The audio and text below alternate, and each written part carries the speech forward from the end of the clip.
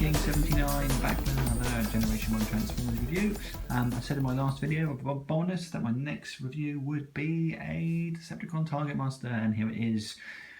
Slugslinger from 1987. I've already reviewed Misfire and Trigger Happy several years ago, and all the three smaller guys, Needle Nose, Quake and Spinister. So this is the last guy that I had yet to review and have a look at.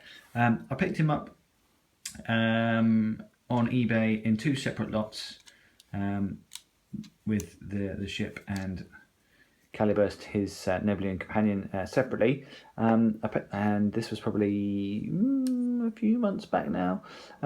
He's not the best example in the world. You can see from just looking at him that he has got quite a bit of sticker wear and a bit of rust, but the main thing was he isn't too badly sun faded, and that is the big thing to watch out for with Slugslinger, because he's grey. He's very, very prone to sun fading. So loads of these guys you find on eBay will have sun fading. So jet mode is cool. Two cockpits. Reminds me a little bit aesthetically of a cross between, say, Jetfire, that sort of Gundam type ship, and the Cloud Car from Empire Strikes Back. So it's probably just because it's got two cockpits, but I like it. It's cool. It's got some landing gear on the bottom, just here on the sides.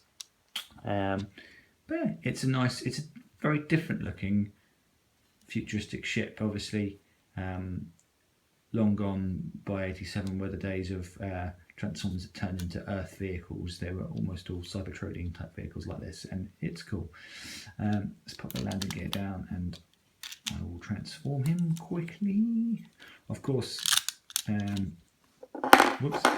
Caliburst can, in jet mode, I mean, he's in robot mode at the moment, but when we turn him into a gun, you can, of course, pop him in that hole there. But I'll just go ahead and transform this guy. His joints are really, really stiff. You'll hear it all squeaking as I do it, because it's old toy.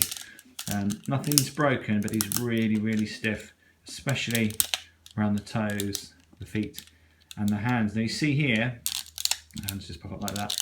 I haven't. The hands are supposed to fold away, but over time they must have warped slightly. They are so stiff to get in, and they're a real nightmare to get back out again. So when I transform this guy into a jet, I kind of leave the fists out, just because it's a horrendous job trying to get them out, and you end up having to use, well, possibly use tools and things. And you can see in the past, obviously, the previous owners probably had to do that because it's quite a few sort of scratch marks where someone's really been trying to get that fist out. So really be mindful of that.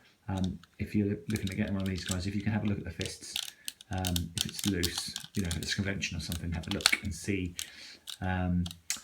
you know, what the fists are like. And the head is on a spring, pops up like that. I always like spring up heads. You don't see those very much anymore, do you? But a nice face sculpt. Look at them. Yeah, I'll put the face up. Yeah, nice face sculpt, white, bone white face, which is cool. Articulation, he does have a little bit. Legs and knees and toes. If you wanted to try and get into some crazy little pose. And on the arms, he can lift up his arms like that to put his spray on deodorant. But otherwise, you've got just that. And the head doesn't move or anything like that. But he's not too bad. He's not a complete brick. But I like the aesthetic of the robot mode. He's quite wide. You kind of think that the wings would fold back. They do with most sort of jet formers, but not with this guy. So he's does have quite a wide space, shall we say, on when he's on his shelf. But that's Slugslinger robot mode. We'll just have a look at Caliburst. Now Caliburst has lots of sun fading. I don't know if you can really see that on here. And you also, the more observant of you will notice that he is slightly broken. There's a little tab here. See here? Which is snapped off, which means that he will come apart quite easily. The Decepticon Target Masters are extremely fragile. yeah, it comes apart. And you can see why, because the amount of stress would be put on the plastic here when you return this over. You know, it's quite hard to find ones that aren't broken. So in gun mode, basically, it doesn't stay in one piece, which is kind of a shame. But I'll actually display my Target Masters, as you probably saw from the intro video. I actually display them in bot mode next to them, so it doesn't worry me too much. And maybe at some point I'll get a replacement this bit. But for now, it's one of those videos where I could have just waited ages and maybe got the right bit. But I wanted to actually do this one to show you that kind of the issue that you need to bear in mind with these Target Masters. You can still hold it fine, but obviously it's going to fall apart if you move him. But you can still display him perfectly fine. But yeah, this bit is not attached. So things to watch out for with Slugslinger, really, the majority of it is to do with the Target Master himself. Make sure it's got this back gun. Be mindful of this. I was aware of this when I bought it, so I didn't get done over, which is good. Landing gears can often be missing. These two here, I've had Slugslinger figures in the past where the landing gears haven't been present. Spring up head, that's always a classic. Make sure the head actually can stay down. Trick Happy has the same problem. And yeah, sun fading, really. Sun fading is a biggie when it comes to Slugslinger because he's primarily grey. Price wise, right, a nice decent one of these is going to cost you about 50 to 60 quid.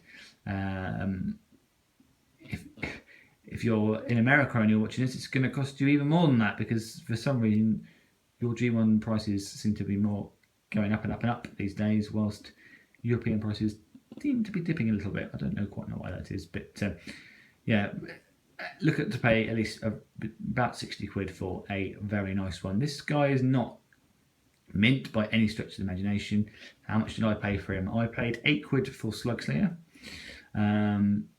which is fine. That's about the going rate for about a 10 or so for just the guy, just the robot one that isn't sun faded to oblivion. Yeah, it's not the cheapest, but it's not too bad. Cali Burst, I paid 12 quid for, which when you think it's broken, maybe you think I'm a bit of a bit odd for doing that, but this guy can go on his own for 50 quid, and I'm not joking. It's ridiculous. You can get the robot part of the gun. Let's just get this bit. See, he stands in. It's fine like this. Doesn't fall apart.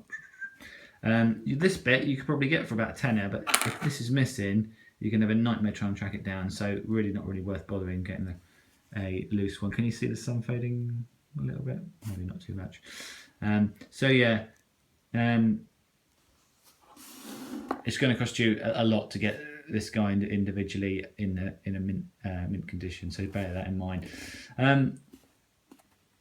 I love the Target Masters and Headmasters. They are probably my favourite era of Transformers, so I definitely wanted to get this guy. So I paid 20 quid for him, and if I ever want to complete this, get one of these that's 100% complete, then I might do that at some point. But for me, I displayed them like that. That looks fine to me. I can transform if I want to. I just wanted to do a video just to show you, really. I'm sure you know, if you're a G1 collector, how fragile these things can be. Yeah, nice little addition to the collection. What's up next? I will be doing another Let's Pretend video, which, if you remember from 2-3 months ago, I did one with Thunderwing and Snarler and various other pretenders that I picked up, and I've basically got a load of parts for those, and I have bought a fair few new pretenders. I'm not quite sure why, but I have. So I will upload that video in a couple of weeks, I expect. Until then, thanks again for watching, and we'll see you next time. Bye bye for now. Bye.